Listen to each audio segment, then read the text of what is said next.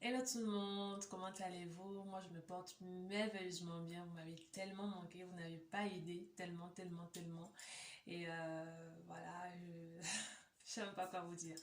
En fait, je fais cette petite vidéo pour déjà annoncer mon retour sur ma chaîne YouTube et aussi pour vous donner la vraie raison de mon absence. J'ai pas été absente parce que je me suis mariée, quoique bon, ça passe encore. J'ai pas été absente parce que je suis enceinte, ça passe encore. J'ai pas été absente parce que je suis plus inspirée. Ça ne passe pas. Excusez-moi, mais ça ne passe pas. Au départ, ça me faisait rire quand je recevais certains messages, je partageais avec mes soeurs, on riait, on se disait, ouais, c'est une bénédiction, si c'est comme ça que certaines personnes prennent les choses. Voilà, j'avais même parlé dernièrement avec Alexandre, il était aussi choqué, je lui ai dit, écoute, les messages sont sur Messenger, si tu veux, je te fais la capture d'écran. Donc, je suis tellement choquée, je ne sais pas quoi dire. Mais écoutez, c'était le on toujours. Déjà, ouais, tu fais plus de vidéos, c'est quoi? Si tu n'as plus d'idées, on va t'envoyer des idées. On raconte que c'est comme si tu n'es plus très chaude pour les vidéos sur YouTube, nanani, nanana. Bref, sachez une chose, même après ma mort, je serai toujours inspirée parce que mon inspiration ne vient ni de moi, ni encore des hommes, mais de Dieu. Voilà. Donc avant de vous donner la vraie raison, je tiens d'abord à remercier toutes mes dompteuses qui ont participé à mon hashtag Octobre Rose sur ma page Facebook. Merci beaucoup les filles, et en particulier euh, à Amanda, à Fallon et aussi à Marie-Paul, des femmes qui n'ont jamais dompté de leur vie, qui se sont surpassées. Et merci pour vos messages. Et sachez que la troisième femme qui devait se faire opérer cette semaine a subi son opération. Elle est sortie de l'hôpital, je crois, hier. Elle se porte merveilleusement bien et merci pour vos prières. Merci beaucoup. Merci aussi pour toutes les personnes qui m'envoyaient des messages en inbox pour savoir comment je vais, pourquoi je ne suis plus là. Et tout, merci beaucoup. Que le Seigneur vous bénisse tous. Alors, il y a 3 mois, je vais faire un petit témoignage. Je vais être très très courte. Je vais sauter certaines parties pour ne pas être très longue. Il y a 3 mois, je dormais et dans mon sommeil, le Seigneur me montre une image de moi. Je suis dans la salle de bain, je voulais me brosser les dents. Quand j'ouvre la bouche, tellement, il y avait beaucoup de sang qui sortait de ma bouche. Et ce qui était le plus incroyable, hormis ce sang qui était déjà, quand même, j'ai jamais vu autant de sang de toute ma vie. Et je n'avais plus aucune dent du bas. Aucune dent. Il n'y avait rien en bas. C'était vide. Rien du tout. Je me suis réveillée, j'ai prié, bien évidemment. Il me montre une deuxième image où cette fois-ci je suis assise, on me donnait à manger. Et quand j'ouvre la bouche, je n'ai plus rien. Précédemment, au moins, j'avais encore celle du haut. Cette fois-ci, rien du tout. Ma bouche était vide, comme la bouche d'un nouveau-né. Je me suis réveillée en suisseau, en larmes. J'étais pas bien. Tellement agitée, tellement, je comprenais pas. J'ai envoyé le message au pasteur, j'ai essayé d'expliquer ce qui se passe et tout. Il me dit, on va prier le soir, ce qu'on a fait. Et comme ça ne suffisait pas, dimanche, je me réveille pour aller au culte. Je me retrouve avec un gros bouton ici. Énorme. Le bouton était tellement énorme. Depuis que je suis née, j'ai jamais vu un bouton pareil. Moi, d'habitude, dès que je vois un bouton, je le pèse. J'aime cette sensation. Je sais pas si je suis la seule, mais j'aime tellement la sensation là. On me dit non, faut pas percer, ça va laisser les taches. Je te dis que moi-même, je connais traiter les taches. Non, même ça, les taches, ça va partir. Ça va partir. Donc, ce bouton était tellement énorme. Je n'avais ni la force ni le courage de le percer parce que je me suis dit, mais tu es venu seul, tu es aussi parti seul. Ignorant que c'est une marque que le Seigneur est en train de mettre là pour encore attirer mon attention. Ça aussi, je n'ai pas compris. La semaine d'après, lundi, je commence à ressentir des douleurs. Je me suis dit, peut-être comme ce bouton est apparu hier, sûrement comme il était énorme, c'est dû à ça. Mais non. Mardi, je ressens encore des douleurs, je ressens des douleurs et tout. Le soir, avant de me coucher, je fais une prière. Je dis, Seigneur, tu m'as montré, tu me montres tellement de choses, mais je ne les comprends pas. Pardonne-moi pour mon manque de compréhension. Pardonne-moi pour mon manque de sagesse. Je ne sais plus quoi penser. Je pars dans tous les sens. C'est pas ce que tu veux me montrer. Parle-moi encore. Tu as l'habitude de me montrer des choses simples. Mais là, tu compliques tout, je comprends pas, parle-moi encore. Et quand je dors, ça peut paraître absurde pour certains, mais pour moi, c'était tellement naturel. J'entends une voix qui me dit, va voir le dentiste. C'est-à-dire, et là, je dors profondément. Quand je vous dis profondément, non-stop, jusqu'au d'habitude, je me réveille dans la nuit pour aller faire pipi. Mais là, j'ai dormi non-stop jusqu'au matin. Quand je me réveille, mercredi, je fais ma petite prière. J'appelle, je dis, voilà, je veux prendre rendez-vous. On me dit, qu'est-ce qui se passe? Je dis, bah, j'ai des petits douleurs au niveau du menton. On me dit, il y a une place vendredi à 11h50. Je demande à la secrétaire, quel vendredi? Elle me dit, mais vendredi après-demain. Je dis, J'étais tellement surprise parce que la plupart du temps, quand je prends rendez-vous pour aller voir la dentiste, soit c'est dans 2 semaines, dans 3 semaines, parfois même dans un mois. Donc j'étais tellement surprise. J'ai dit, ok, il n'y a pas de souci, je prends. Je n'ai pas cherché à savoir si c'est surprise ou dispo ou quoi que ce soit. J'ai dit, je vais venir. Donc je suis allée au rendez-vous. J'explique à la dentiste, je lui dis, j'ai des petites douleurs là au niveau du menton. Elle me fait la radio. Donc voilà la radio. Elle me dit, il y a quelque chose qu'elle voit, mais elle ne sait pas trop ce que c'est, mais elle préfère que j'aille faire un scanner. Donc je rentre à la maison, j'appelle vendredi, oui, c'était un après-midi. Pour le scanner, on me dit lundi.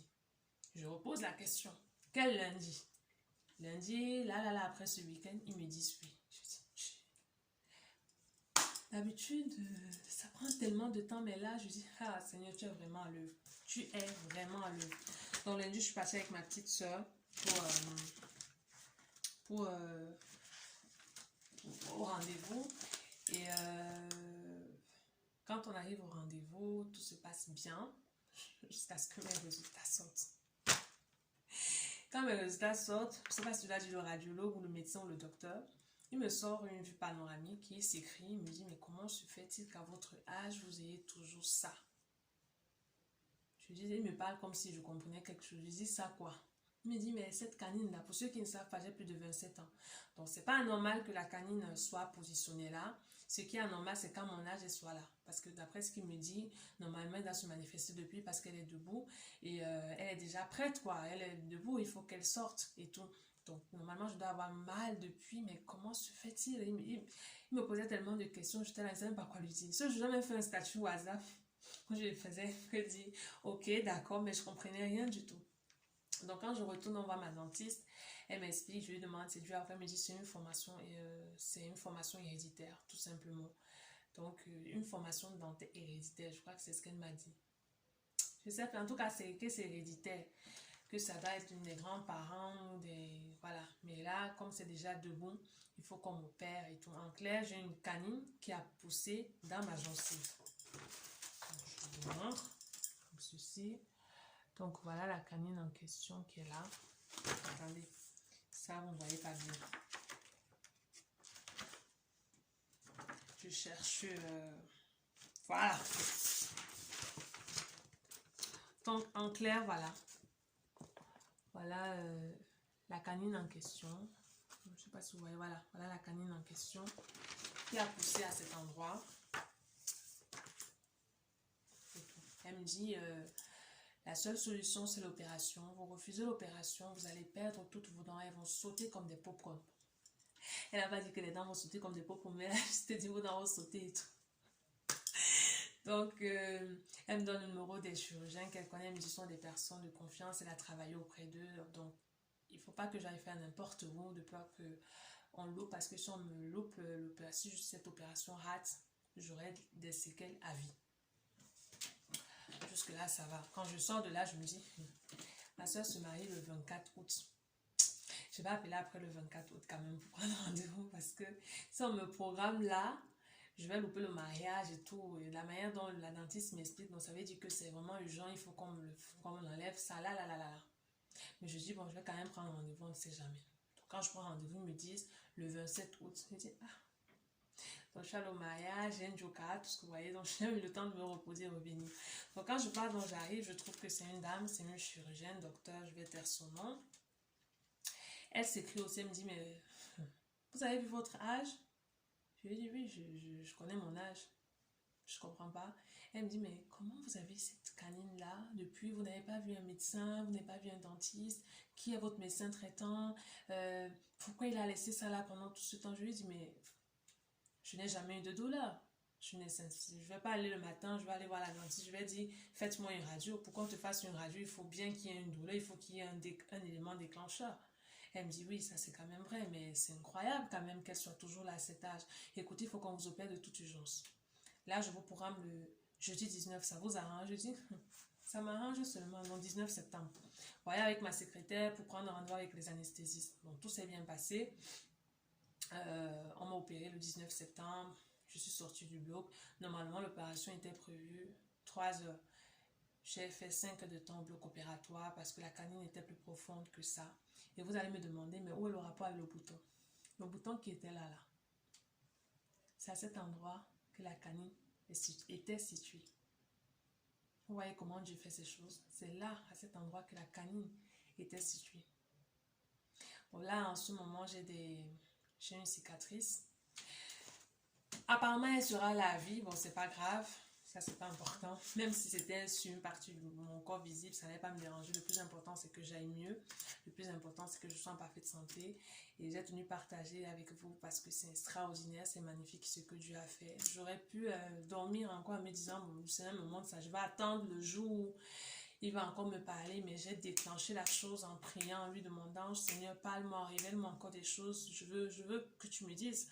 Parce qu'en fait, quand je te révèle à quelque chose, ça veut dire qu'il y a un souci, il faut que tu pries, il faut que tu ailles aux sources en fait pour avoir la chose, que tu comprennes réellement pourquoi il te montre ça, pourquoi ça arrive là.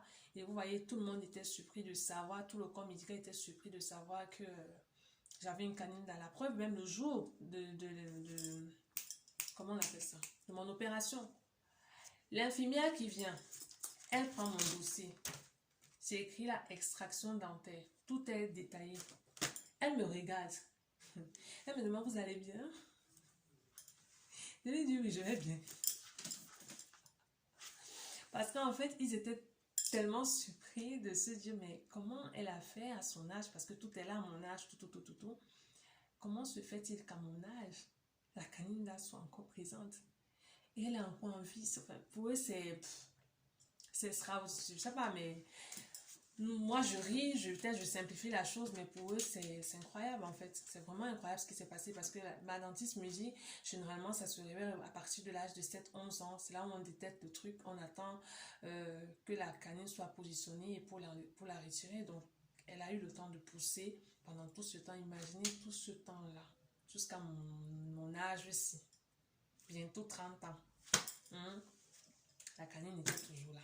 Donc, j'ai tenu partager avec vous, ça me tenait vraiment à cœur, aussi rendre grâce à Dieu pour cette délivrance, voilà, je vais appeler ça comme ça, pour cette délivrance, pour cette merveille, c'est extraordinaire, c'est merveilleux, c'est magnifique.